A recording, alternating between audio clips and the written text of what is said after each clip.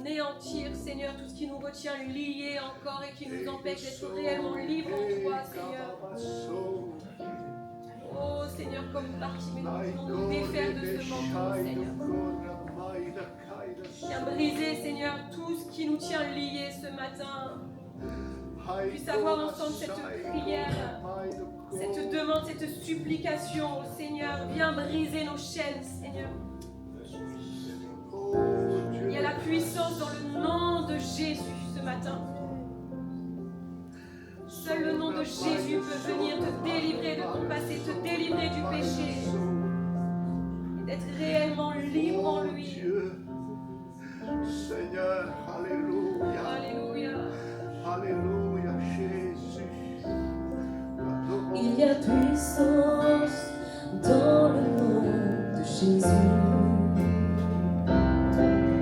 Il y a puissance dans le nom de Jésus. Il y a puissance dans le nom de Jésus.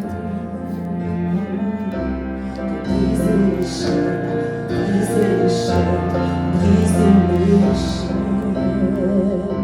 Pour briser les chaînes, briser les chaînes, briser les chaînes. Il y a puissance dans le nom de Jésus.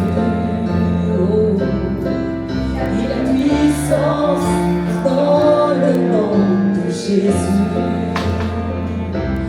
Il y a puissance dans le nom de Jésus.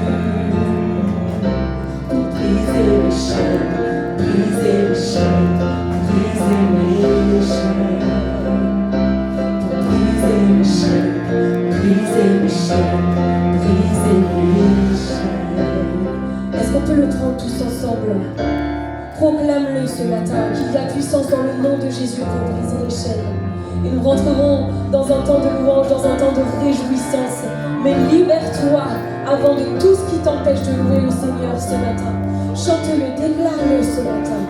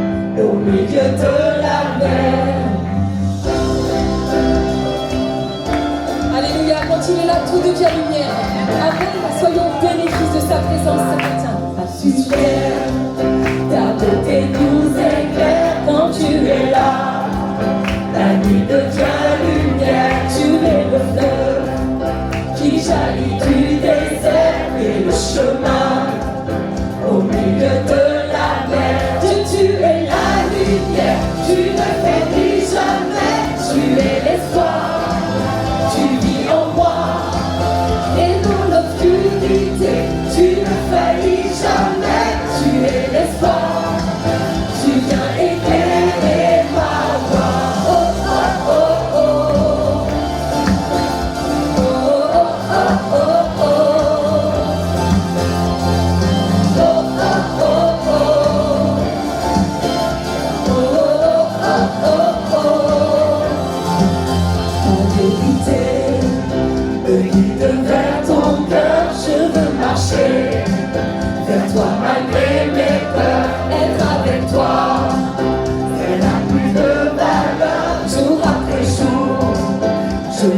dans ta splendeur. Dieu, tu es la lumière, tu ne faiblis jamais, tu es l'espoir, tu vis en moi.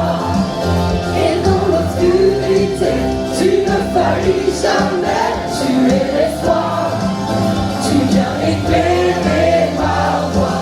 Oh, oh, oh, oh. Oh, oh, oh, oh, oh.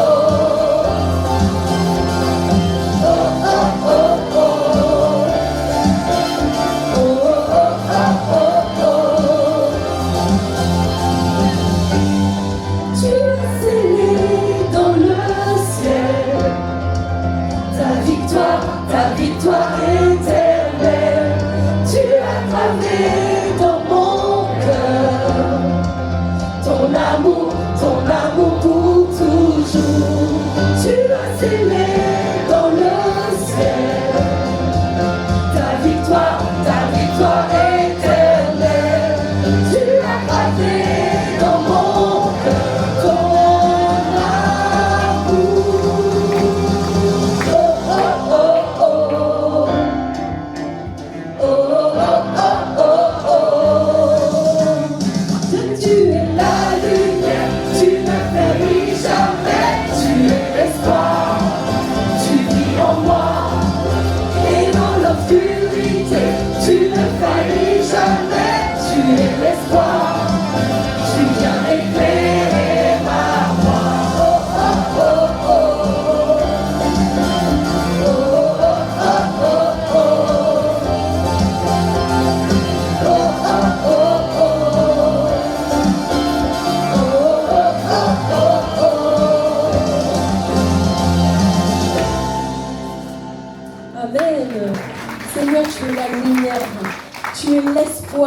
Seigneur, tu es le chemin à travers le désert.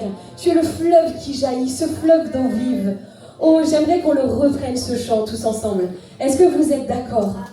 Je pense qu'il y a beaucoup de gens qui ont besoin de proclamer ça. Que tu es la lumière, Seigneur, tu es mon espoir. Et j'ai 1000 raisons de te louer ce matin.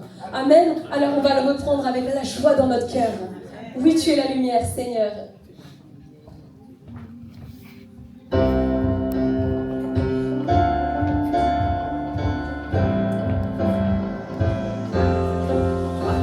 Sur terre, ta beauté nous éclaire quand tu es là. La nuit devient lumière, tu es le fleuve qui jaillit du désert et le chemin au milieu de la mer.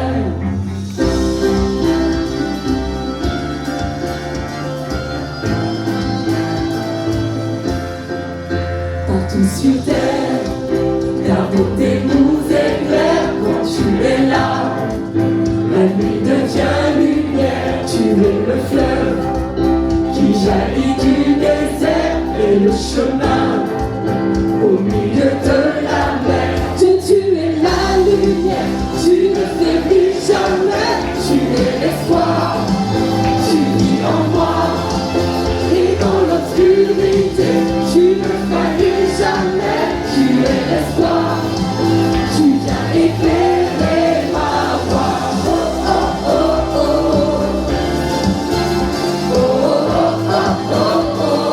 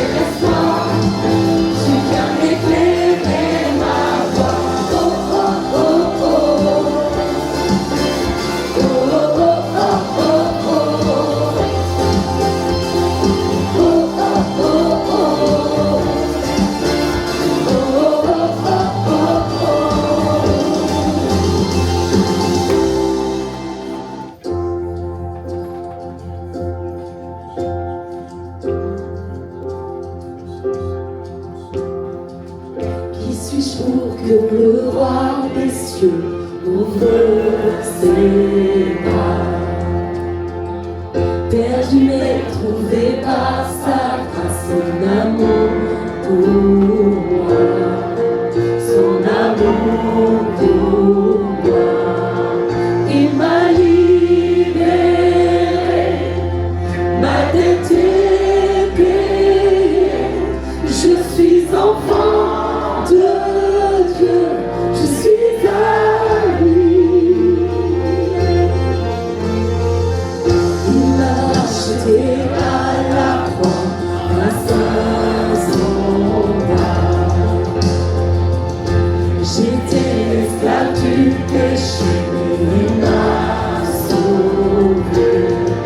Jésus m'a sauvé, il m'a libéré, ma dette est payée, je suis enfant de Dieu, je suis à lui. Et dans sa maison, j'ai trouvé ma place. Je suis enfant de Dieu, je suis à lui.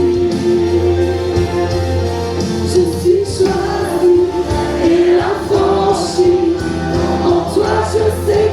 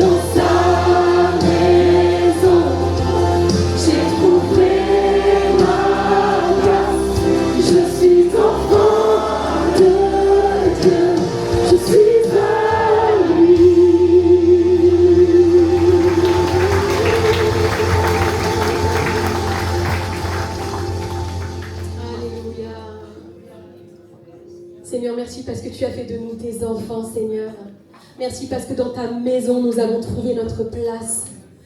Oh Seigneur, que ce matin, personne ne cherche sa maison ailleurs que dans ta maison, Seigneur. Oh, c'est là que je veux faire ma demeure, Seigneur. C'est en toi, c'est dans ta présence. Parce que tu as tout ce dont j'ai besoin. Tu es digne d'être remercié, d'être honoré ce matin. Merci d'avoir fait de nous tes enfants. Merci de nous aimer comme tu nous aimes, Seigneur. Merci parce que ta grâce nous a sauvés, nous a pardonnés, nous a justifiés. Merci, Seigneur, pour ton amour infini, pour ton amour éternel. Oh, tu es digne de recevoir nos louanges ce matin. Alléluia. On va prendre ce chant qui nous dit « Christ est ma seule fondation. Il est ma seule fondation. » Et dans sa présence, nous pouvons tenir bon. Quand les épreuves arrivent, quand les difficultés arrivent, si nous sommes construits sur le Seigneur, alors nous résisterons. Amen. Je crois que, oui, l'ennemi veut peut-être nous détruire, de nous décourager, de nous anéantir, nous faire croire que nous ne valons rien, qu'il n'y a plus d'avenir, il n'y a plus d'espérance, il n'y a pas de solution. Mais alors que je suis ancrée en Jésus, alors que mes fondations sont en Jésus, je ne crains rien. Amen. Il combat pour moi et à lui sera la victoire. Amen. Nous pouvons avoir la joie contre toute circonstance. Nous pouvons avoir la paix alors que c'est la tempête autour de nous. Et ça, c'est notre Dieu qui fait ça. Et vous savez, en ce moment, dans les réunions de maison, nous abordons la joie. On est en train d'étudier les fruits de l'esprit. Et on a parlé de la joie jeudi. Et d'ailleurs, je vais vraiment vous encourager à vous rattacher à une église de maison, à une réunion de maison. Ça nous fait du bien, on s'encourage, on se porte les uns les autres, on prie les uns pour les autres. Et là aussi, le Seigneur et il fait son œuvre. Et on a parlé de la joie. Et on se dit que quand on a le Seigneur, on peut être joyeux, alors même que les circonstances de nos vies ne sont pas du tout joyeuses et amèneraient à la défaite, à la tristesse, au découragement. Maintenant, nous avons le Seigneur et nous avons la joie entre toutes circonstances. Amen. Est-ce qu'on veut se réjouir que le Seigneur est notre fondation ce matin? Amen. Il y a une phrase de ce chant qui nous dit « J'ai la joie dans le chaos ». J'ai la joie dans le chaos. Il n'y a aucun chant de ce monde qui peut proclamer ça avec vérité. Mais nous, oui, parce que nous sommes enfants de Dieu. Et on peut dire, j'ai sa joie dans le chaos. Amen. Alors je voudrais encourager quelqu'un ce matin au travers de ce temps de louange. Alléluia.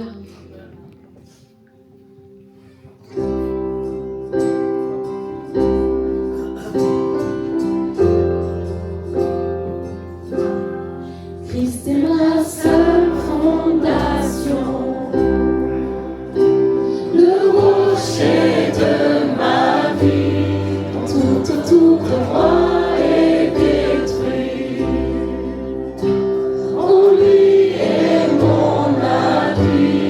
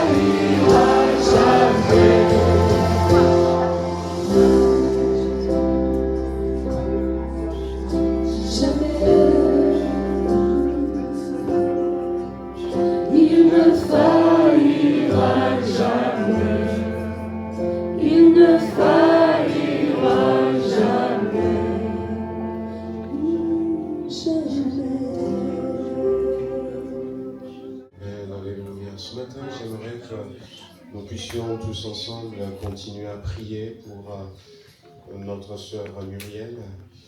Quand je pensais à Muriel, la pensée qui m'est venue, c'est ce qui s'était passé dans le désert quand le peuple de Dieu était sorti d'Israël, de l'Égypte. Le peuple d'Israël était sorti de l'Égypte. La Bible dit qu'Amalek est venu attaquer Israël. Israël n'a rien fait, selon la Bible, à Amalek, mais Amalek est venu attaquer Israël. Et puis Moïse va donner des instructions à Josué, va lui dire « Prends des hommes et allez combattre Amalek ». Et ils sont partis. Amalek, c'est celui qui demeure dans la vallée. Et Josué, avec son armée, était parti combattre Amalek dans cette vallée-là. Sauf que Moïse va réaliser que dans ce combat, il faut un soutien spirituel. Il faut vraiment un soutien spirituel. Alors Moïse, il est monté sur la montagne et il va lever ses mains. Et merci Seigneur, je veux vraiment que nous puissions soutenir deux sœurs, peut-être plus ce matin, dans la prière. Donc notre sœur Muriel et puis il y a Abeline qui, je voudrais qu'on l'entoure également, qu'on prie. Et peut-être que ce matin, il y a d'autres personnes qui ont besoin, qui sont dans un combat. Alors, c'est peut-être un combat non pas contre Amalek, mais dans ces deux situations que j'ai citées, c'est vraiment la pensée qui m'est venue, où il y a Amalek qui est venu attaquer, qui veut détruire, alors qu'Israël n'a rien fait. Mais il y a peut-être d'autres combats ce matin que tu es en train de mener. Tout à l'heure, on a demandé pardon à Dieu et il y a des personnes qui sont en train de lutter peut-être contre le mensonge. Il y a certains qui sont en train de lutter contre l'immoralité. Et peut-être que vous avez besoin qu'on vous soutienne dans ces combats-là. Il y a mon frère Antoine qui est là. Puis j'ai la joie aussi d'avoir mon collègue pasteur Hachim qui est avec nous ce matin. Voilà, donc il nous a fait la surprise. On veut prier avec vous. Amen. On veut prier avec vous, on veut vous soutenir. On n'est pas là pour juger, mais on est là pour remporter des victoires ensemble ce matin. Amen. Voilà, donc je veux vraiment que, si vous n'avez pas besoin, que peut-être vous prenez le nom de Jésus-Christ qui est comme un bouclier, que vous soyez dans cette attitude de prière et que nous voyons des murs qui sont comme des murs de Jéricho s'écrouler ce matin. Amen. Voilà, donc on veut prier pour ça. Donc mon frère est là et puis Hachim, tu es venu tranquillement mais je te mets au travail. Je te sollicite, s'il te plaît. Si tu veux venir, on va prier avec nos soeurs. Au nom de Jésus, frère, bénis mon ami, au nom de Jésus, Ton nom est grand, ton nom est saint, ton nom est digne de louange. À toi l'honneur, à toi la gloire, à toi la puissance.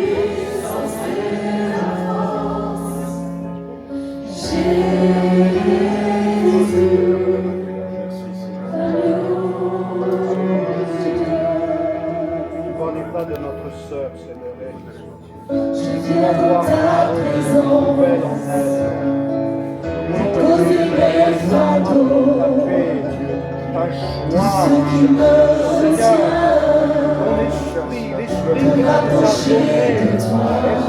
L'esprit qui est dans le monde. Tu es mon bouclier, Et je veux que ma mon sœur soit abri, mon sauveur. maintenant en ton nom. Toi, Seigneur, mon Dieu. Seigneur, que toutes les peurs, les craintes soient chassées de son esprit. Ton nom est grand, ton nom est saint, ton nom est digne de louange. À toi l'honneur, à toi la gloire, à toi la puissance et la force.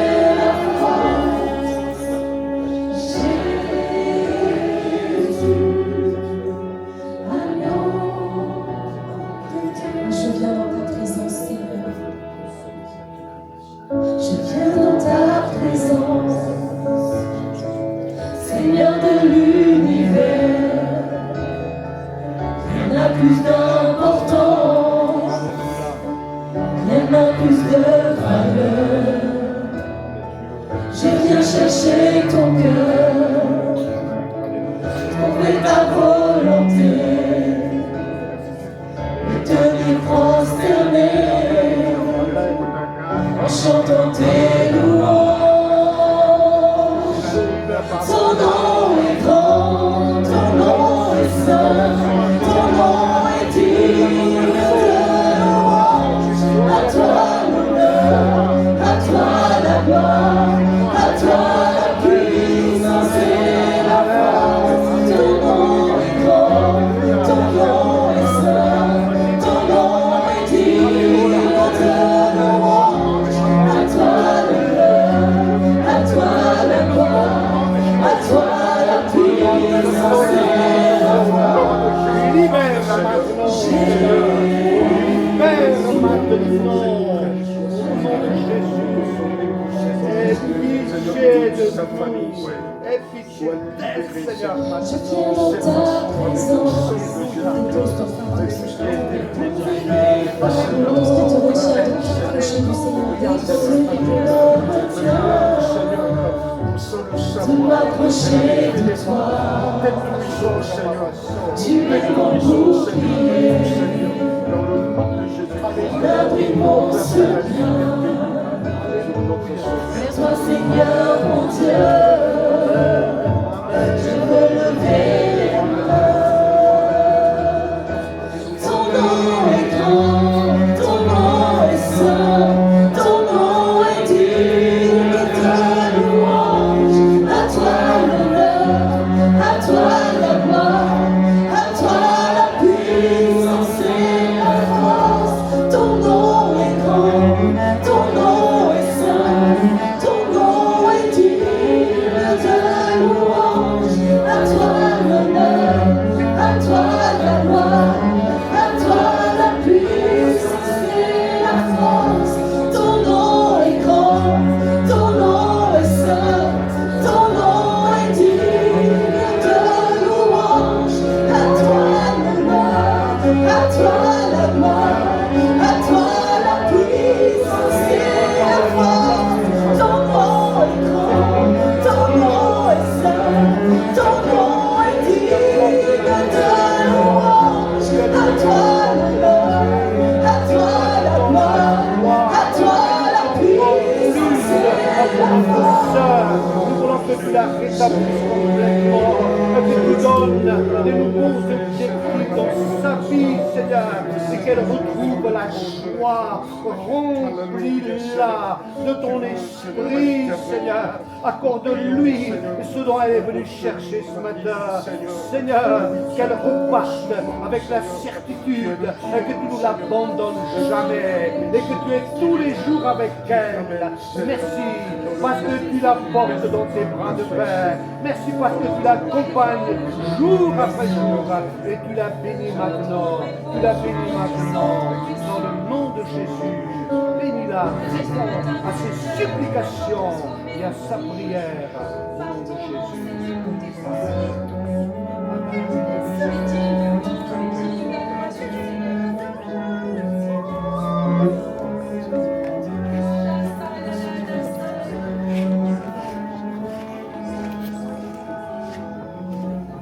Ton nom est grand, ton nom est saint, ton nom est digne de louange.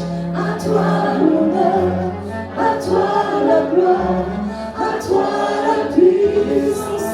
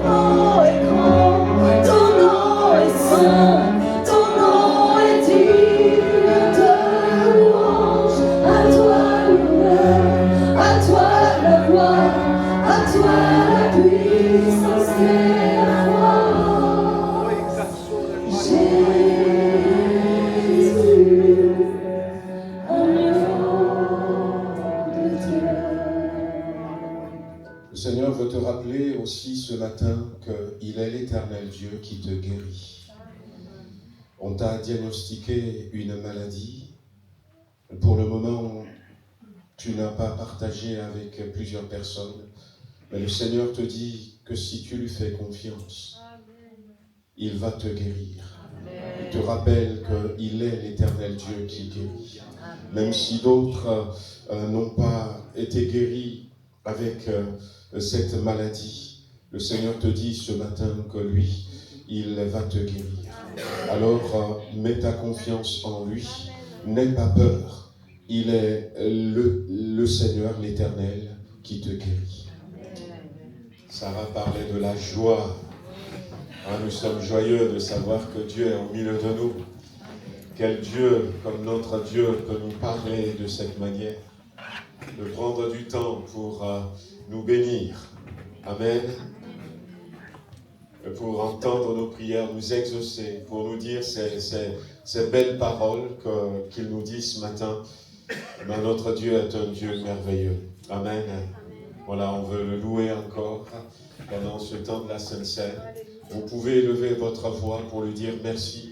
Merci parce que nous savons que c'est lui qui nous donne la force de nous tenir debout. Amen. Qu'on soit jeune, qu'on soit moins jeune, on peut lui dire merci pour sa bonté qui se renouvelle chaque matin pour nous. Amen. De le remercier pour tout. Donc n'hésitez pas ce matin. Vous pouvez encore élever la voix. Vous pouvez le louer à travers ces chants qui sont préparés pour nous. Amen. Seigneur Jésus, nous attendons encore à toi ce matin. Dans ces moments, Seigneur, nous rappelons de ta victoire sur la croix, Seigneur. On croit que tout est possible encore dans nos vies, Seigneur, grâce à ton sacrifice, Seigneur Jésus. Quand l'avenir me t'adressant, Dieu, oui, tu me rappelles que tu n'as pas dit ton dernier mot, ton amour est éternel, change ma vie, transforme-moi.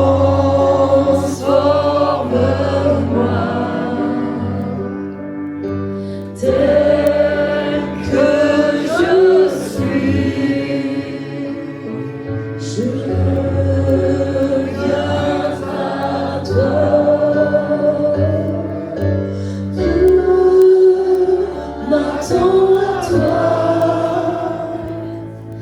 C'est toi qui me libères, c'est toi qui me libères. Dieu, oui, tu m'appelles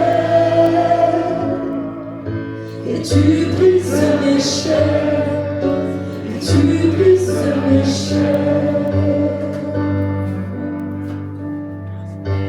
Tu es sensible à ma détresse, Dieu.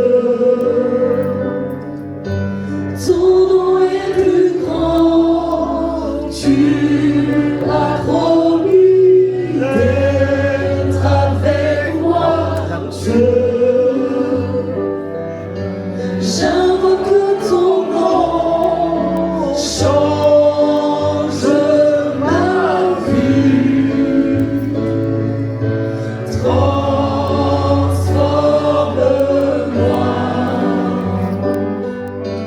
Tel que je suis, je viens à toi. Je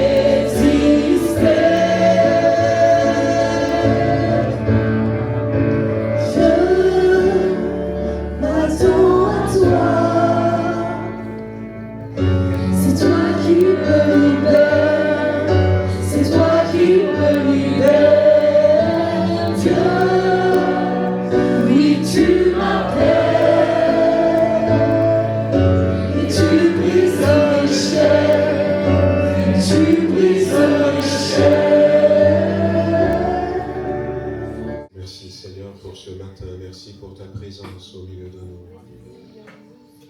Merci pour l'action du Saint-Esprit. Nous te louons, Seigneur, ce matin. Nous t'adorons. Seigneur, ce matin, tu entends les cris qui montent vers toi. Nous voulons crier, Seigneur. Crier comme Bartimée, jusqu'à ce que tu t'arrêtes, Seigneur, pour nous. Seigneur, nous voulons nous débarrasser aussi des choses qui nous retiennent, qui sont comme des obstacles. Nous te remercions, Seigneur, parce que par la foi, nous savons que tu nous offres une vie renouvelée, Seigneur, une nouveauté, Seigneur, quelque chose d'extraordinaire. Et nous te remercions pour la guérison, Seigneur, pour la libération, la délivrance, le pardon de nos péchés. Te louons, Seigneur, te remercions. À toi la gloire, la magnificence, dans le nom de Jésus-Christ. Amen. Amen. On va partager une pensée. Alors aujourd'hui, on n'est pas pressé parce que vous savez qu'on a une journée continue, un dimanche continu. On en a de temps en temps comme ça. Et merci Seigneur pour sa présence au milieu de nous. Alors ce matin, je voudrais nous amener dans Matthieu chapitre 13 et revenir peut-être sur 2 ou 3 choses. Parler du secret de la productivité. Vous savez que Dieu nous a créés pour que nous soyons féconds. Excusez-moi, je vais prendre...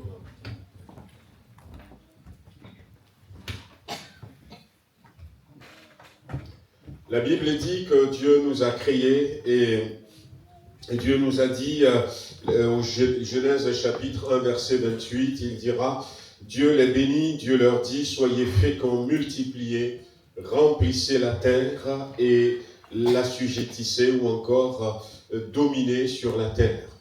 Et comme je disais, cette pensée d'être productif, c'est rester au cœur de Dieu.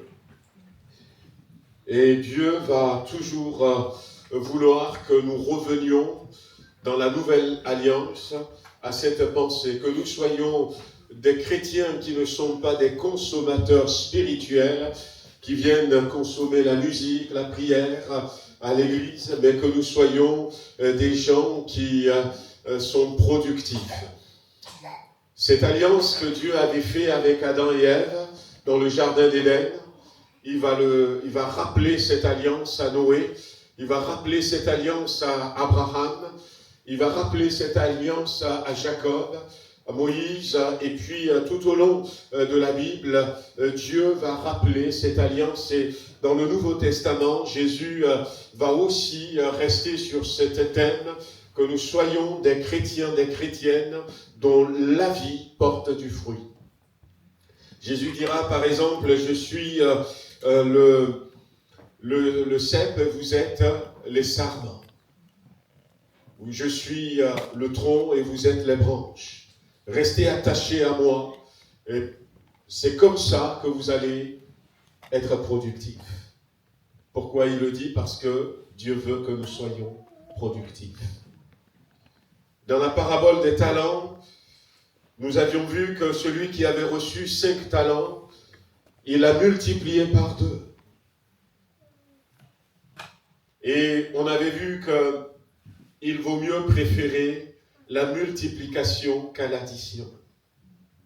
Et même si l'addition, dans un premier temps, selon les montants, paraît quelque chose d'intéressant, et nous avions vu ce tableau où finalement on voit que la multiplication, ça peut commencer tout doucement, mais quand ça va jusqu'au bout, eh bien c'est beaucoup, beaucoup plus intéressant. Alors dans cette parabole du semeur, je voudrais voir avec nous tout au long de cette journée, et si on ne termine pas, on continuera demain et mardi, le secret de la productivité, le secret de la multiplication, si vous voulez. À partir du verset 3, le slide suivant, il est écrit un semeur sortit pour semer. Et comme il semait, une partie de la semence tomba le long du chemin, les oiseaux viennent et la mangèrent. Une autre partie tomba dans les endroits pierreux, où elle n'avait pas beaucoup de terre. Elle leva aussitôt parce qu'elle ne trouva pas un sol profond. Mais quand le soleil parut, elle fut brûlée et sécha, faute de racines. Une autre partie tomba parmi les épines. Et les épines montèrent et l'étouffèrent. Une autre partie tomba dans la bonne terre. Elle donna du fruit, un grain 100, un autre 60, un autre 30. Que celui qui a des oreilles pour entendre, entende. Et les disciples s'approchèrent de lui. Pourquoi leur parles-tu en parabole? Et Jésus leur dit, parce qu'il vous a été donné de connaître les mystères du royaume des cieux et que cela ne leur a pas été donné. Alors, dans cette parabole, il y a différentes catégories de terre, de sol ou encore de terrain. Et Jésus va expliquer après cette parabole à ses disciples, et non seulement aux 12, mais à ceux qui voulaient savoir un peu plus. Et Jésus va leur dire que, eh bien, on peut passer au slide suivant. Lorsqu'un homme écoute la parole du royaume et ne la comprend pas, le malin vient et enlève ce qui a été semé dans son cœur. Et cet homme est celui qui a reçu la semence le long du chemin. Vous voyez, il y a différentes catégories de terrain, comme je disais. Il y a, quand il a commencé à répandre ses grains, c'est tombé sur un terrain, mais ce terrain, c'est un chemin, c'est un passage. Et la Bible dit que, eh bien, ça n'a pas pu porter du fruit. Or, Dieu veut que nous soyons productifs. Après, il y a aussi un autre terrain dont on va parler, qui est le terrain pierreux, où il y a des pierres, des cailloux. Et là aussi, ça n'a pas pu porter longtemps. Ça a poussé, mais ça a été brûlé par le soleil. Et puis, il y a aussi un autre terrain où il va y avoir des épines. Et ça a poussé, mais ça n'a pas été loin, parce que, eh bien, les épines ont réussi à étouffer. Et Jésus dira, on verra ça, que ce terrain aussi, finalement, n'est pas le bon. Et le bon terrain, c'est le terrain qui va donner du fruit. Le terrain qui va donner du fruit. Mais dans un premier temps, eh bien, concentrons-nous sur ce premier terrain, le long du chemin. Le long du chemin. Lorsque un homme écoute la parole du royaume et ne la comprend pas, le mal vient et enlève ce qui a été semé dans son cœur. En fait, ces terrains qui sont là, c'est notre cœur. Ces terrains représentent notre cœur. Et la question que je peux me poser ce matin, le secret de la productivité va dépendre d'abord de l'état de mon cœur. Dans quel état se trouve mon cœur? Dans quel état se trouve mon cœur, frère? Dans quel état se trouve mon cœur, ma sœur? Ce matin, dans quel état se trouve mon cœur? Voyez, la parole de Dieu, la parole que Dieu nous donne cette parole pour que cette parole rentre dans notre cœur et que cette parole puisse produire quelque chose. La parole de Dieu est puissante. La parole de Dieu est forte. La parole de Dieu donne vie. La parole de Dieu libère. La parole de Dieu brise les chaînes. La parole de Dieu crée des choses. Mais la Bible dit que je peux avoir mon cœur qui soit comme un chemin. Rien ne peut pousser sur un chemin. La graine ne va même pas rentrer. Et quand j'ai un cœur comme ça, la Bible dit que eh bien, le malin vient, le diable vient, et il prend ce qui a été semé dans ce cœur.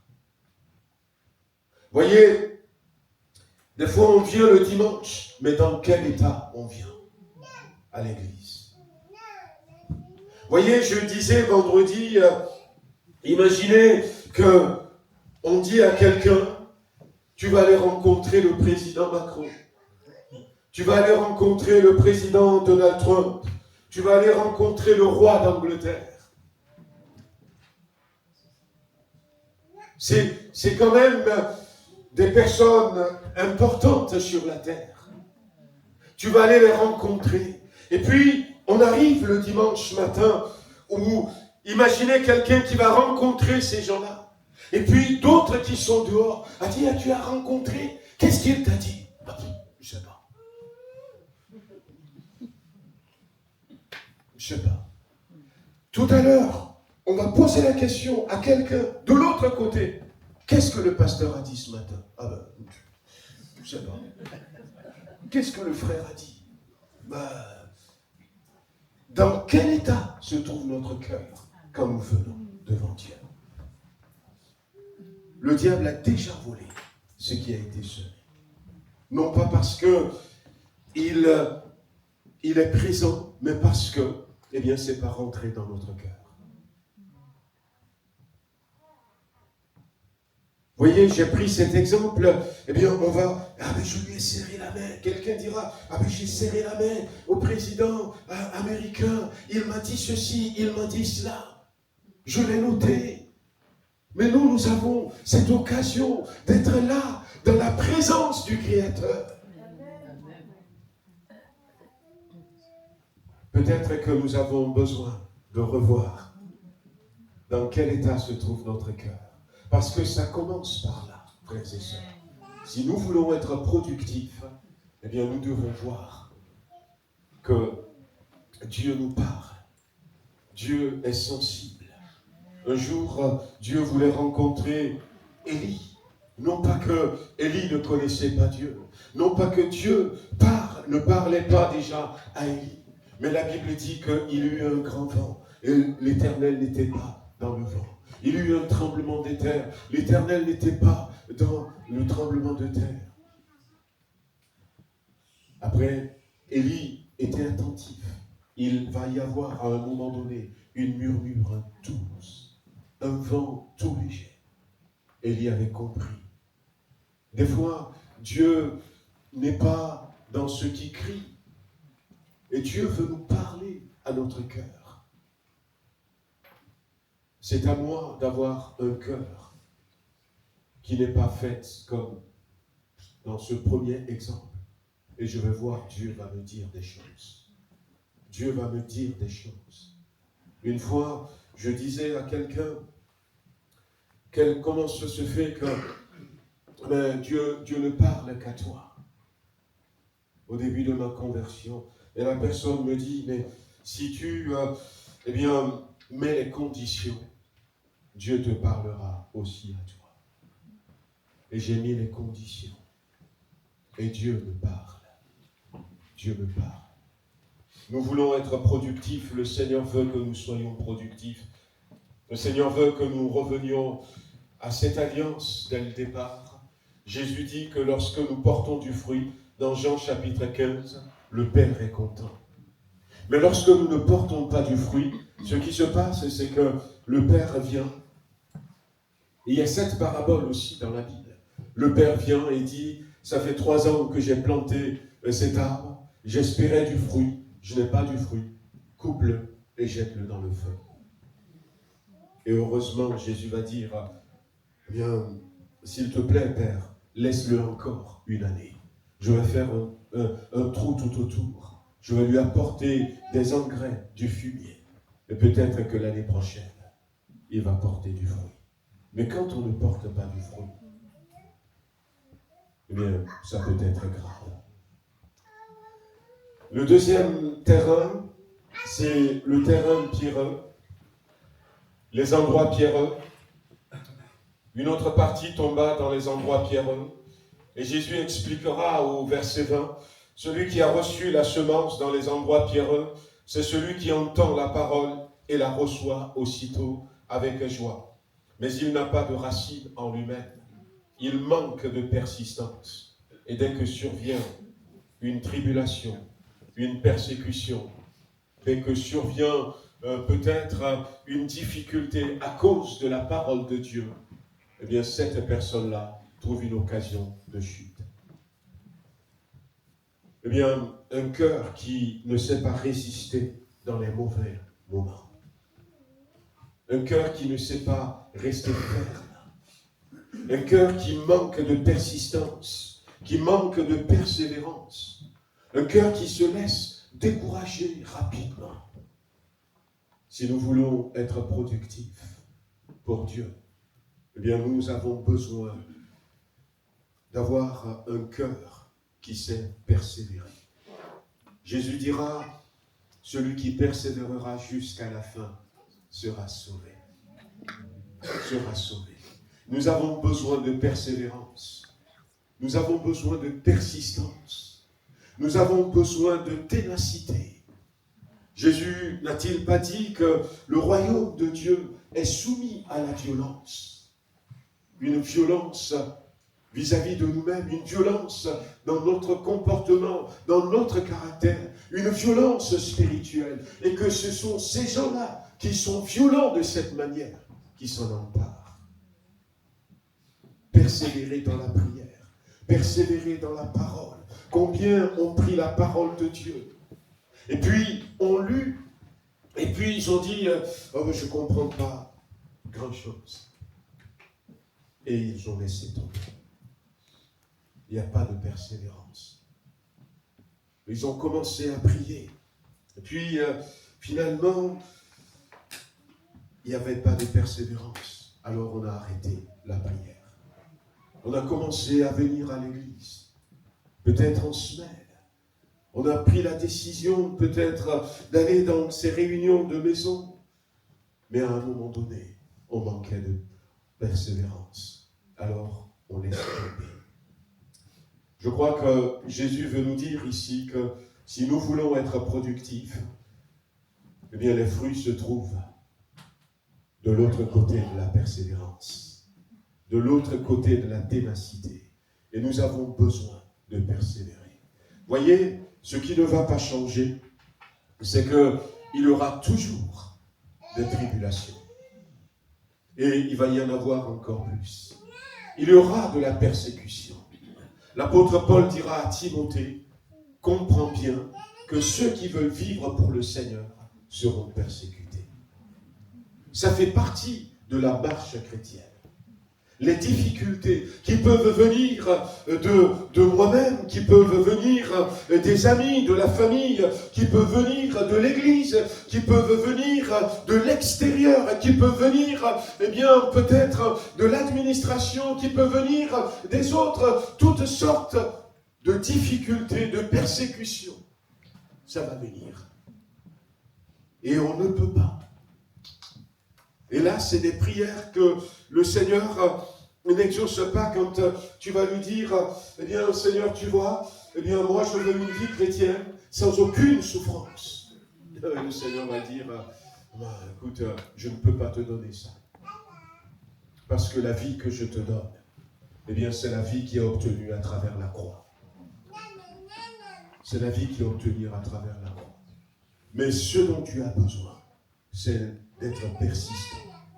C'est de ne pas être de celui qui abandonne si vite.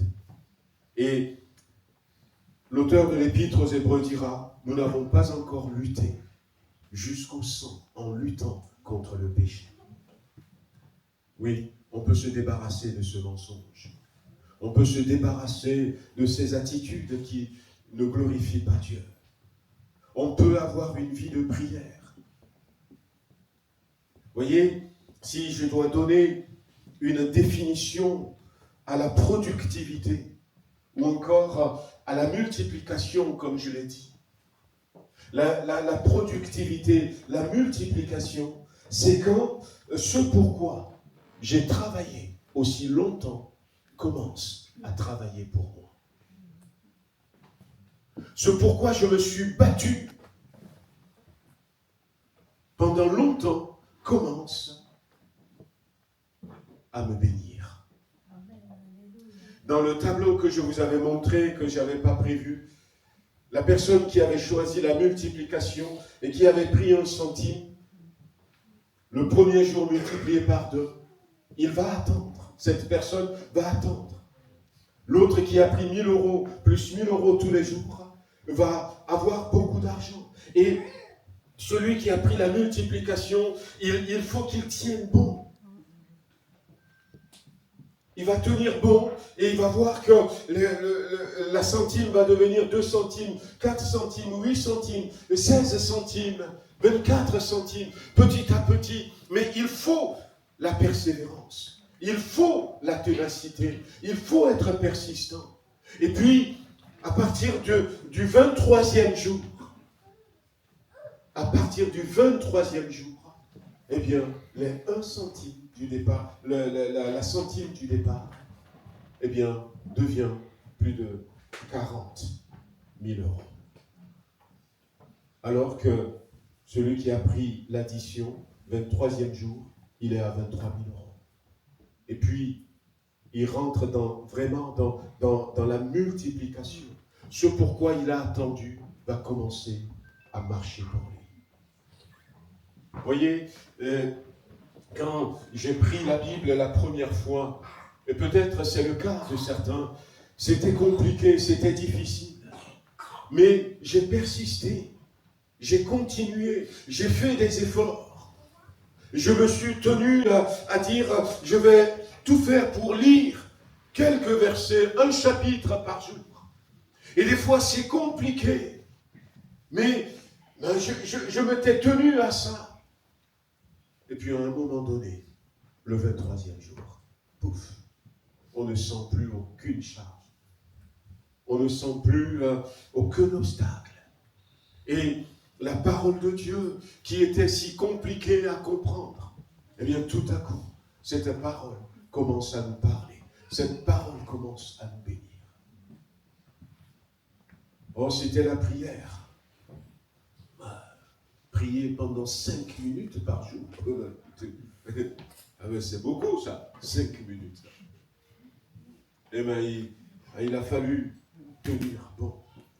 Et puis petit à petit, alors qu'on persévère, à un moment donné, c'est fini. On arrive à dépasser le 23e jour. On rentre dans la multiplication. Et puis, la prière va couler. La prière va couler. Et on ne se rend pas compte. Et puis finalement, on te dit, du coup, on fait comment? On voulait aller manger à midi. Et quand on avait fini de prier, il était 18h. On ne s'était même pas rendu compte. Et les choses que nous demandons à Dieu à un moment donné, on va commencer à les recevoir. Que notre cœur ne soit pas un cœur qui se fatigue facilement. Pendant ce temps de jeûne et prière, on pourrait demander à Dieu, fais que mon cœur ne soit pas comme un chemin. Fais que mon cœur ne soit pas comme un endroit pierreux.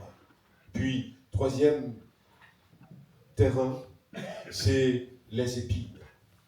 Une autre partie tomba parmi les épines. Celui qui a reçu la semence parmi les épines, c'est celui qui entend la parole, mais en qui les soucis du siècle et la séduction des richesses étouffent cette parole et la rendent infructueuse. Ce que le Seigneur veut, c'est que nous soyons fructueux, que nous soyons productifs. Et Jésus dira à ceux qui étaient autour de lui, qui parmi vous? Qui parmi vous? Alors il n'a pas dit levez le doigt, mais il va poser la question, qui parmi vous, par ses inquiétudes, par ses soucis, peut rajouter 50 cm à la durée de sa vie? Et personne n'a levé les mains.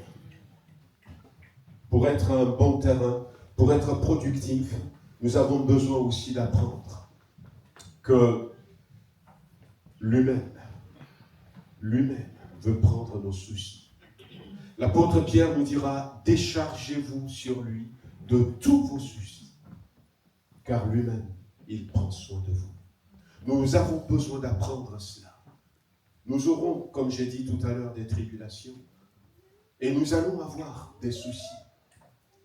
La Bible dit que ceux qui entendent ces paroles et qui l'ont mis en pratique sont comme quelques-uns qui ont, avant de bâtir leur maison, ils ont creusé un trou, ils ont mis une fondation et ils ont bâti leur maison sur le roc. Mais ceux qui, ne veulent pas mettre en pratique, ils ont construit leur maison sur du sable.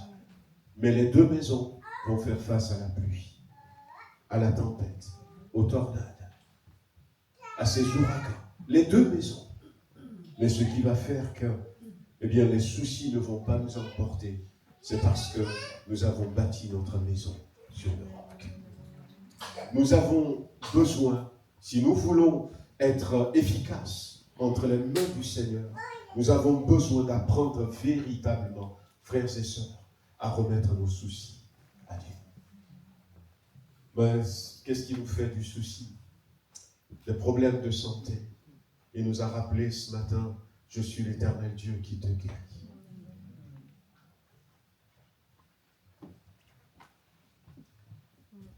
Peut-être des problèmes au niveau matériel. Du temps de Jésus, c'était avec quoi est-ce que nous allons nous habiller? Qu'est-ce que nous allons manger?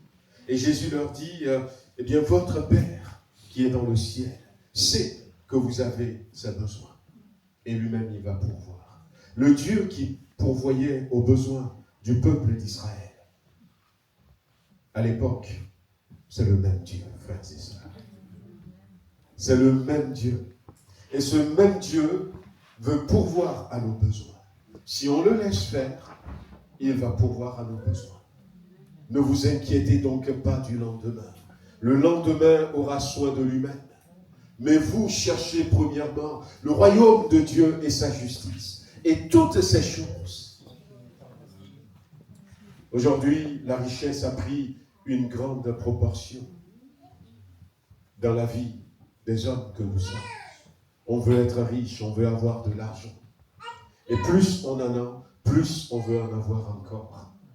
On n'a pas encore fini de dépenser ce que nous avons, mais on en veut encore plus. Mais le Seigneur nous dit que toutes ces choses peuvent constituer des épines qui sont là dans notre cœur. Et la bénédiction de Dieu n'arrive pas à pousser. La parole de Dieu n'arrive pas à pousser. Ce sont des choses qui écrasent, qui étouffent la parole de Dieu dans notre cœur. Mais que le Seigneur nous donne de pouvoir prier ce matin en disant, Seigneur, tu vois tous ces soucis que je peux avoir. Soucis peut-être de mon épouse, de mes époux, de mon époux, de mes enfants. Soucis sur le plan professionnel, sur le plan physique et sur le plan matériel. Je veux remettre ces soucis entre ta main. Ce que je veux, c'est que ces soucis ne viennent pas étouffer ce que Dieu attend de nous. Combien de fois, à cause des soucis des autres, nous avons appris avec Maggie à ne pas nous laisser arrêter par les soucis, les uns les autres. Quand, un jour, je devais partir en Côte d'Ivoire. Alors, j'étais chef de délégation et on avait tout organisé et on devait partir tous les deux avec une délégation de pasteurs, de leaders d'anciens du Togo. On prenait le car du Togo pour aller en Côte d'Ivoire pour 4 à 5 jours pour une conférence. On a tout organisé. Maggie était tombée malade. Et c'était grave. Elle était hospitalisée. C'était grave. Elle était tombée malade et puis son état ne s'arrangeait pas. Et je me posais la question, mais comment est-ce que je vais faire? Je ne peux pas la laisser dans cet état. Mais, elle était à l'hôpital, j'étais passé la voir. Et elle me dit, tu sais quoi? Que mon état de santé ne te donne pas de soucis. par rapport. Nous avions compris que c'est Dieu qui veut que nous amenions cette délégation en Côte d'Ivoire. Dieu a prévu des choses. Et moi, je ne peux pas être là. Il faut que toi, tu sois là. Que ce souci de santé ne t'empêche pas. Mais je ne peux pas te laisser comme ça. On trouvera une solution. Et s'il n'y a personne pour me garder, Dieu s'occupera de moi. Amen. Puis, c'était à cette conférence, vous voyez, parce que à cette conférence, le dernier jour de la conférence, qu'il y avait une sœur qui était venue s'asseoir à ma place. J'étais allé très tôt avec mon cartable, tout ça, et puis j'ai laissé, je me suis choisi une bonne place, j'étais avec une de mes cousines. Et puis, j'ai été me balader un peu, revoir les livres, et quand je suis revenu, il y avait une dame qui avait pris ma place. Et cette dame qui avait pris ma place, du coup, elle avait décalé mes affaires sur le côté, donc j'étais assis finalement à côté de cette dame. Heureusement il restait encore de place, ma cousine était là. Et à la fin, dernière réunion de cette conférence qui a duré quelques jours, l'homme de Dieu nous dit, prie pour celui qui est à côté de toi. Et cette dame a prié pour moi, et j'ai prié pour elle. Puis, à la fin de la conférence, la dame me dit, ne pars pas, comment t'appelles-tu? Lolo. Elle m'a dit, Lolo, quand j'ai prié pour toi, Dieu m'a donné une parole pour toi. Ton épouse est hospitalisée en ce moment au Togo. Elle devrait venir avec toi. Vous avez préparé ce congrès ensemble. Mais vous avez choisi de ne pas laisser ce souci de santé vous empêcher de faire ce que Dieu vous a demandé. Dieu est content. Dieu est content. Et ça ne va pas s'arrêter là. Dieu me dit de te dire, continue comme ça. Tu as un appel de Dieu sur ta vie. La santé de ton épouse ne va pas s'améliorer. Mais ne laisse pas le souci de sa santé t'empêcher de faire ce que Dieu t'a demandé. Dieu me dit de te dire que la vie de ton épouse est entre ses mains. Et ça venait bien parce que j'avais repris du travail et je voulais quitter complètement le ministère. J'ai fait mon plan, mais heureusement que on n'a pas laissé ce souci de santé m'empêcher. Parce que, voyez, si c'est qu'on avait laissé ce souci de santé m'empêcher d'aller à cette conférence, je pourrais trouver des frères, je pourrais trouver des sœurs pour leur dire finalement je ne peux pas venir, occupez-vous de la délégation. Mais je n'aurai pas cette parole. Et je vais aller au bout de ma pensée. Je vais laisser tomber le ministère. Et peut-être qu'aujourd'hui, je ne serai pas là. Et tout ce que le Seigneur a pu toucher à travers mon ministère ne seront pas touchés. Seigneur, fais que cette semaine, mon cœur ne soit pas un terrain où les soucis vont prendre le dessus. Où les soucis vont prendre le dessus. Il y aura toujours des soucis, mais apprends-moi à les gérer. Et puis, finalement, il y a la bonne terre. Il y a la bonne terre. On n'a pas mis de montre ici, hein? Pas encore. La bonne terre, eh bien, qu'est-ce qu'il faut dire? Celui qui a reçu la semence dans la bonne terre, c'est celui qui entend la parole, la comprend, il porte du fruit, et un grain en donne 100, un autre 60 et un autre 30. Le verset 11, on va passer au slide prochain, le secret de la productivité. Le verset 11, Jésus leur répondit, parce qu'il vous a été donné de connaître les mystères du royaume des cieux, et que cela ne leur a pas été donné. On l'a lu tout à l'heure quand les disciples ont posé la question, pourquoi est-ce que tu parles en parabole aux gens? Une autre version dit, vous avez reçu, vous, la connaissance des secrets du royaume des cieux. La connaissance des secrets du royaume des cieux. Dans l'évangile de Marc, au chapitre 4, Marc parle aussi de cette parabole des semeurs. Mais Marc, chapitre 13, va ajouter cette petite phrase qu'il n'y avait pas dans Matthieu. Avant d'expliquer la parabole, Jésus dit à ses disciples, « Vous ne comprenez pas cette parabole? Alors comment comprenez-vous toutes les autres paraboles? » Alors cette petite phrase de Jésus nous montre toute l'importance de la parabole des semeurs, du semeur. Vous voyez, dans la semaine, on a fait venir un serrurier pour, voilà, donc au niveau des portes de l'église. Et puis, je lui ai expliqué au début avec Antonio, et puis après tout seul, je lui ai expliqué un peu la problématique. On a plusieurs portes d'entrée ici. Ce n'est pas le cas de l'autre côté. Il faut que le portail soit ouvert, il faut que la salle soit ouverte, tout ça.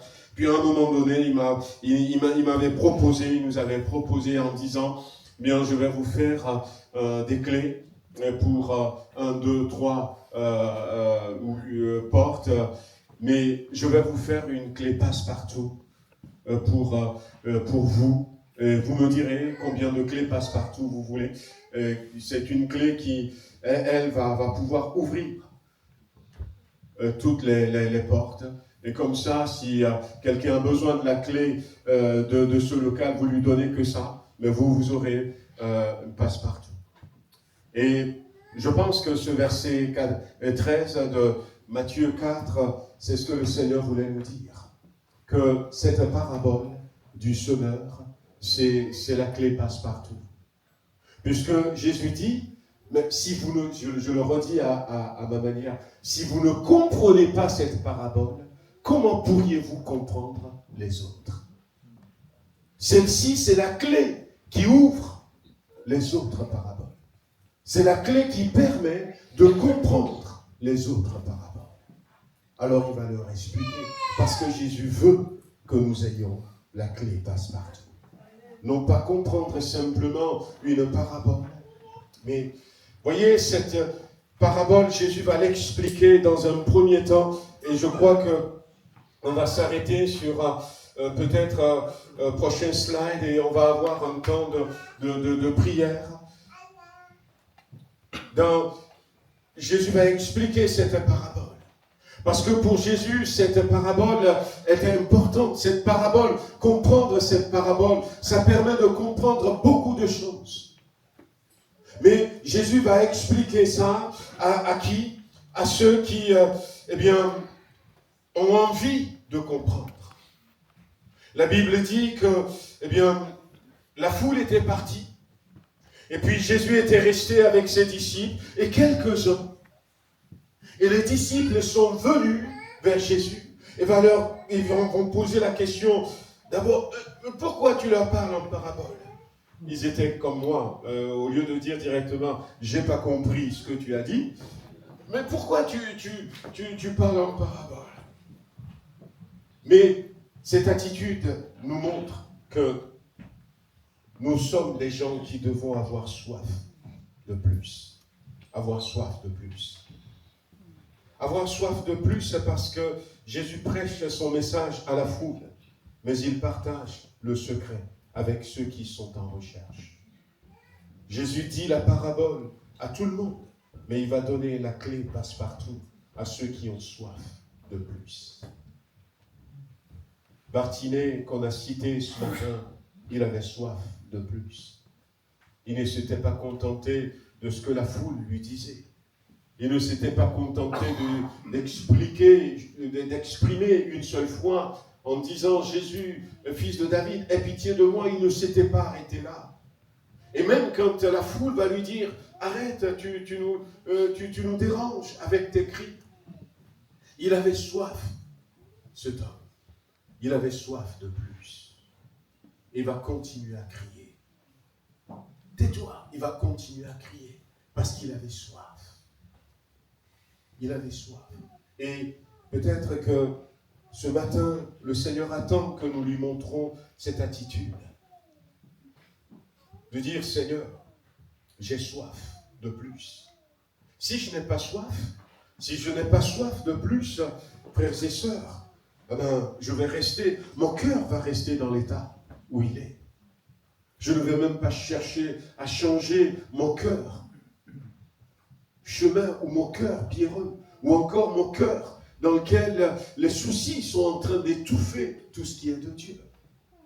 Si je n'ai pas soif de plus, mais moi ce matin j'ai soif de plus. Je veux voir cette salle remplie rapidement. Non pas parce que je veux avoir une grande église, mais parce qu'il y a des gens qui sont de l'autre côté. Il y a des gens qui sont de l'autre côté. D'ailleurs, je l'ai marqué sur ce diapo, que ceux qui ont un esprit productif, ils voient les gens comme des enfants de Dieu. Mais ceux qui sont des consommateurs, ils voient des gens comme des problèmes, comme des soucis.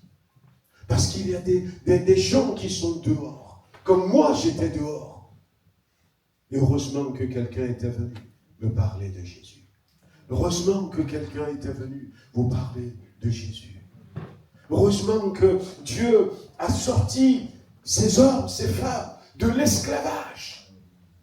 Sinon on n'aurait pas un roi plus tard qui s'appellera David. On n'aurait pas un homme qui s'appellerait Josué. On n'aurait pas quelqu'un qui s'appellera Samuel. On n'aurait pas quelqu'un qui serait comme Samson. On n'aurait pas toutes ces personnes-là. Oui, j'ai soif de plus. Je veux voir cette salle remplie rapidement. Je veux que nous ayons des moyens financiers pour faire des travaux là-haut, où on a encore 300 mètres carrés, où on pourrait accueillir jusqu'à 500 personnes si on veut, avec des écrans où ils peuvent suivre en direct le culte, et que ça soit plein. J'ai soif de plus. Amen. J'ai soif que ceux qui, dans ma famille, ne sont pas encore à Jésus-Christ, et j'ai soif qu'ils se tournent vers le Seigneur. Et c'est pour ça que les soirs, quand je me couche, je dis Seigneur, sauve-le, sauve-la. Tu m'as dit, si tu crois au Seigneur Jésus-Christ, tu seras sauvé, toi et ta famille. Et je lui montre que j'ai soif. J'ai soif de plus. J'ai soif de plus dans mon ministère, dans l'appel que le Seigneur a placé sur ma vie. J'ai soif pour chacun d'entre vous. Je disais la dernière fois que ce qui fait aussi ma joie, c'est mes frères et mes sœurs. Mais la joie, des fois, n'est pas au beau fixe quand je vois ma sœur comme Muriel en souffrance. Alors j'ai soif de plus. J'ai soif d'une église où les jeunes sont debout. Les adultes sont enracinés. J'ai soif d'une église qui produit du fruit.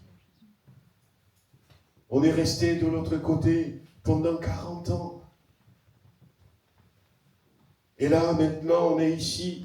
Mais je n'ai pas encore regardé l'historique de notre Église pour voir depuis combien d'années on existe. Peut-être 50 ans. Avant de prendre le local là-bas, on était resté au Proc Noir. Après, on était resté rue Nationale. Combien d'années, je ne sais pas. Mais ça fait peut-être 50 ans, 60 ans qu'on est là. Tarare dont on s'occupe, ce n'est pas nous qui l'avons ouvert. Mais j'ai soif que cette église puisse donner naissance à d'autres églises. Amen. J'ai soif que des pasteurs se lèvent de cette église. Des serviteurs, des servantes de Dieu se lèvent. Moi j'ai soif. Amen. J'ai soif pour moi personnellement de marcher plus dans la sainteté. J'ai soif de lire plus la Bible. J'ai soif de prier plus. De jeûner plus, de me consacrer plus.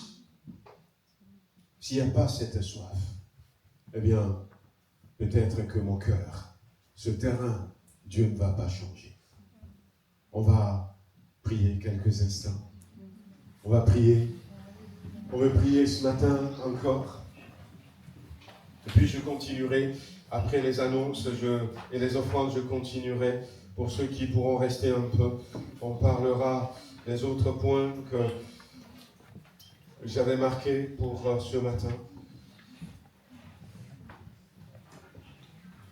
Alléluia, béni sois-tu Seigneur.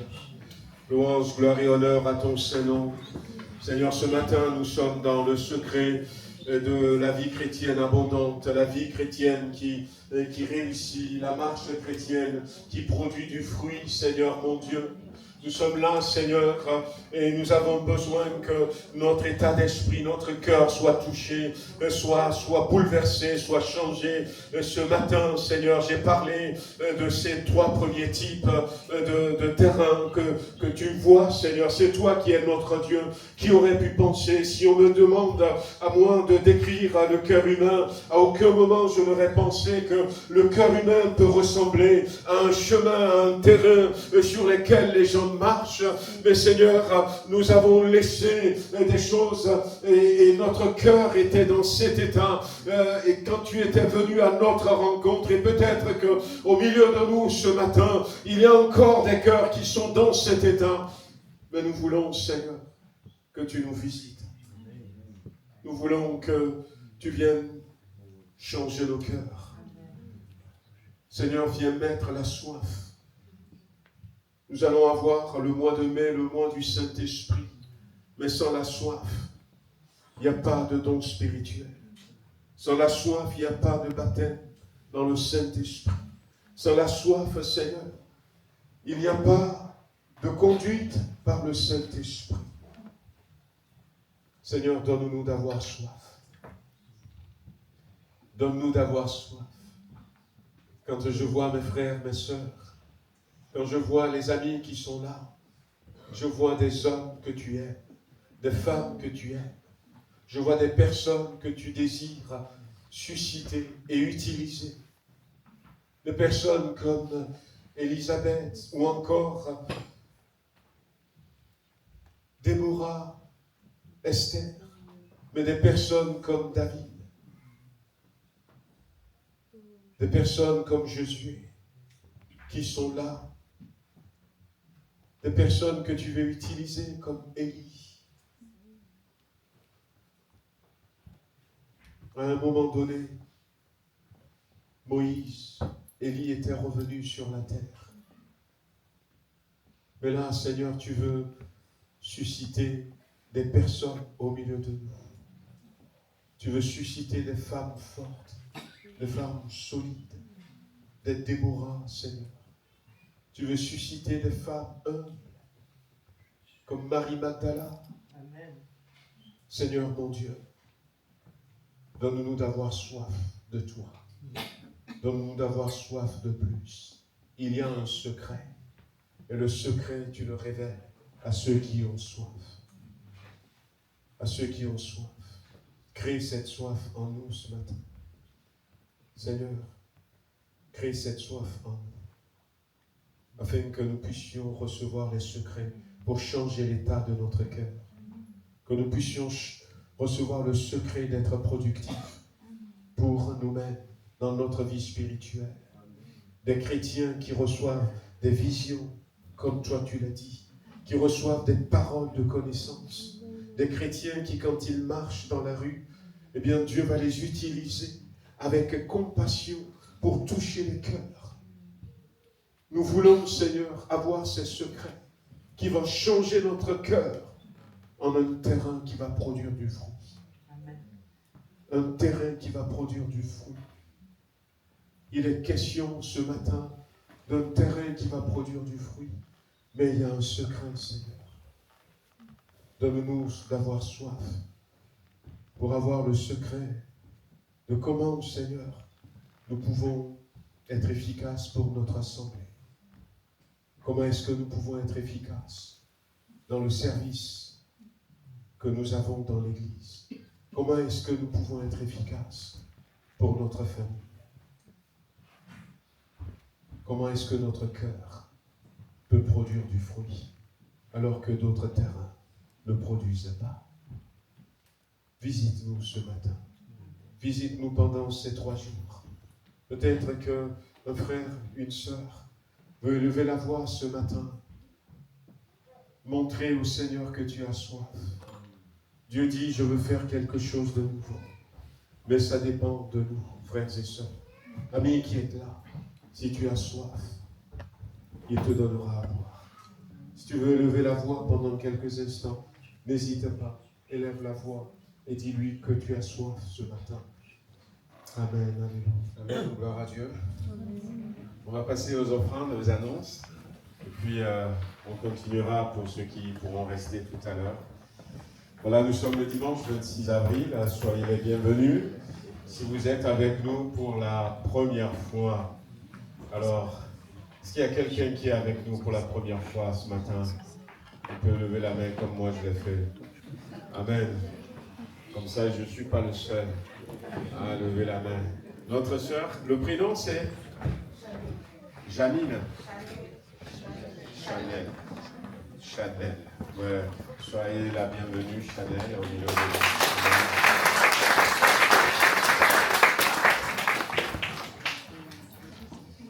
Il y a quelqu'un d'autre? Non.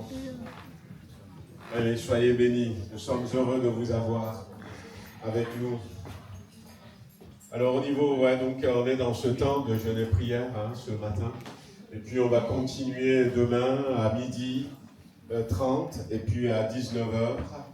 On va continuer aussi le mardi, 12h30 et puis 19h. On sera de l'autre côté.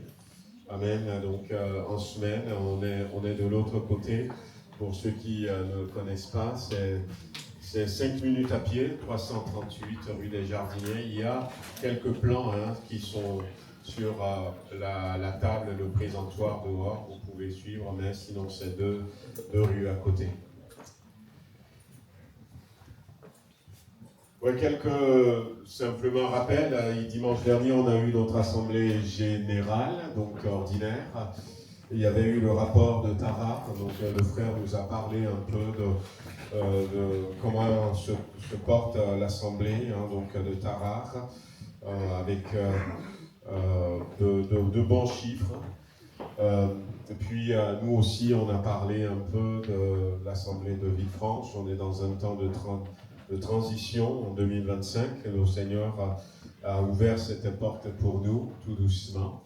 Il y a eu le vote pour le renouvellement partiel de notre CA, donc notre sœur Léa et puis le frère Gervais ont été élus, et notre frère Tonio et Antoine ont été reconduits. Voilà, donc le conseil d'administration, il y a moi, il y a Tonio, il y a Antoine, il y aura Laurent, Gérard, Johanna, et puis Léa et Gervais qui vont se rajouter. On a aussi une sœur de Tarare en la personne de Papouche Volet qui fait partie. Alors, pour les statuts de membres, on avait 89 votants. Mais sur notre liste, il y a 32 pour Tarare, 97 pour Villefranche.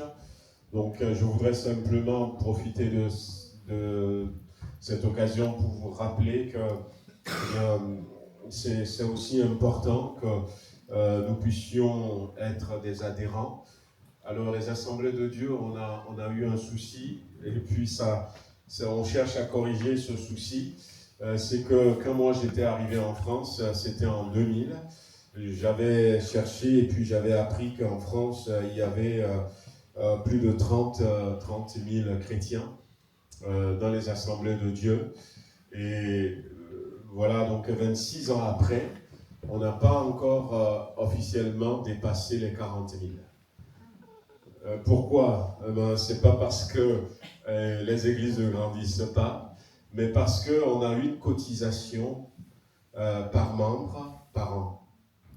Donc l'année dernière, c'était 12 € par personne par an, et on avait payé pour 120 membres pour Villefranche et Tarare.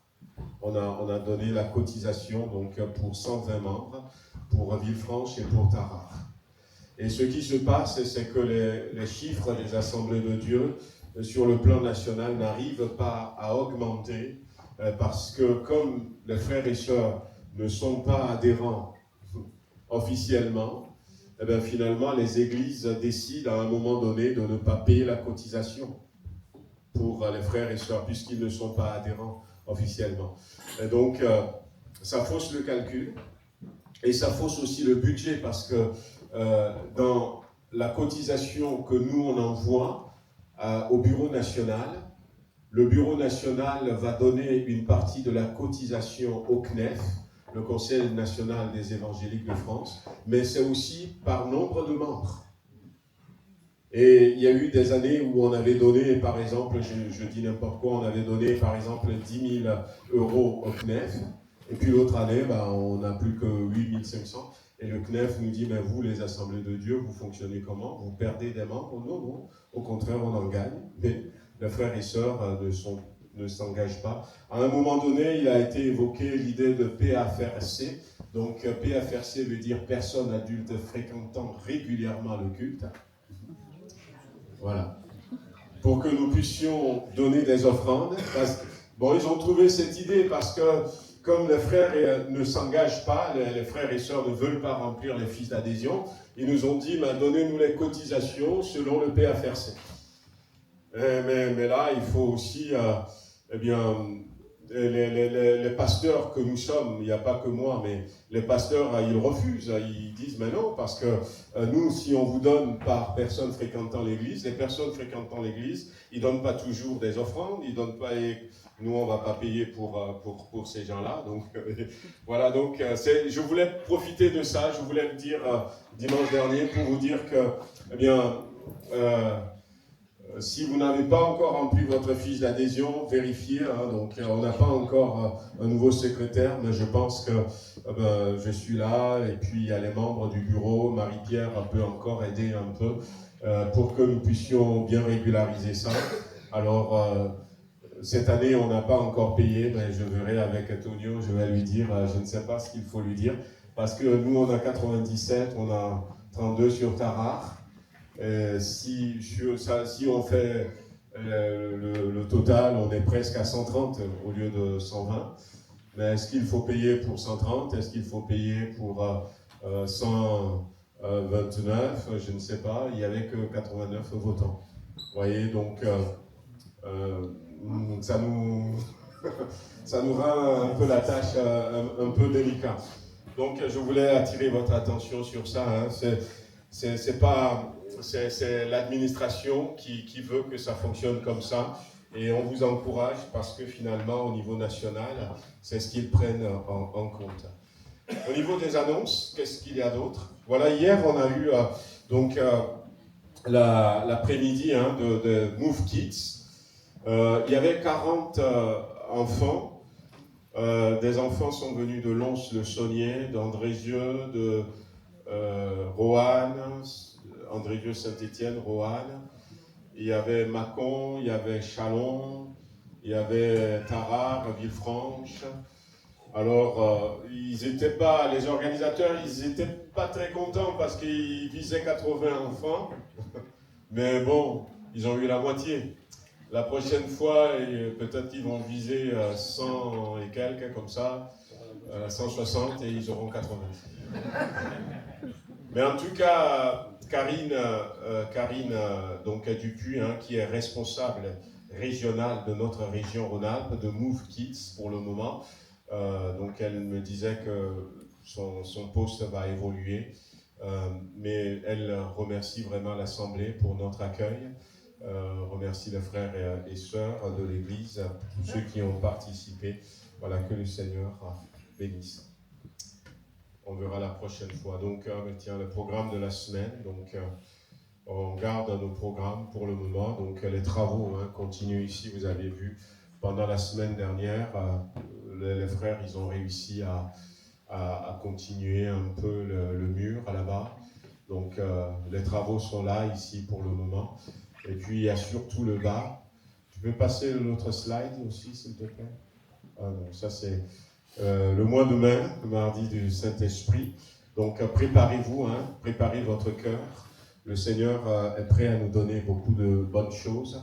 Le Saint-Esprit veut faire de belles choses dans notre vie, veut nous utiliser pour la gloire de Dieu. Mais rentrons dans ce mois de mai avec un cœur. On aura les mardis du Saint-Esprit, on aura aussi les dimanches des prédications qui seront dirigées vers le Saint-Esprit, et puis on aura une belle Pentecôte cette année. Amen. Amen. Voilà, donc on continue, hein, ça avance un peu, surtout il y a une équipe qui continue à travailler, une équipe de 2 qui continue à travailler ici, et puis une équipe qui travaille au sous-sol. Dans la semaine, j'ai été obligé d'embaucher Daniel. Et je me rappelle jeudi, quand finalement je l'ai ramené, il m'a dit « Je vais aller me coucher tout de suite. » Et je crois que si je demande à Marie-Pierre, elle va me dire qu'il est parti. J'essaie de ménager, mais si vous pouvez venir nous aider, c'est avec grand plaisir. On embauche.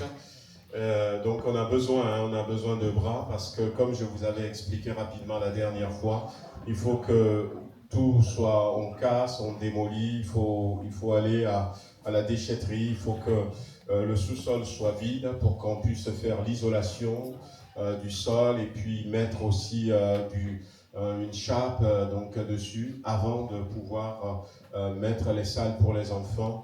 Et vu que le délai pour que le béton puisse sécher en bas, il n'y avait même pas d'aération, tout ça, on a besoin d'aller rapidement pour espérer qu'au mois de septembre, nous puissions avoir les salles pour les enfants. Donc, si vous pouvez venir nous aider, si vous voulez aussi nous aider avec les repas, n'hésitez pas, voyez avec Maggie. Si vous voulez nous aider tout court, voyez avec Gérard. Et puis, si vous avez des suggestions, hein, donc on est preneurs. Et puis, on va les prendre en compte par rapport aux normes de sécurité, tout ça. Donc, si vous avez des idées, hein, il faut que ce soit, n'hésitez pas, vous venez vers nous, vers Gérard, ou encore vers les frères et sœurs du conseil d'administration, et puis parlez-nous-en, et puis on verra dans quelle mesure on peut mettre en place. C'est fini. Voilà. C'est fini. Voilà, donc, il va être... je croyais qu'il allait être midi, non, il a déjà midi. On va remercier le Seigneur pour ce matin, et puis si vous avez vraiment besoin de partir, hein, vous pouvez y aller. Puis on prend quelques minutes et on va continuer avec ce message qu'on a commencé. Seigneur notre Dieu, merci encore de bénir chacun d'entre nous, de poser ta main, Seigneur, sur le reste de cette journée, sur ces 3 jours de jeûne et de prière, de consécration. Seigneur, garde-nous dans cet esprit d'avoir soif, et donne-nous les secrets pour que notre vie devienne une vie bénie, mais une bénédiction, surtout pour les autres, dans le nom puissant de Jésus. Amen.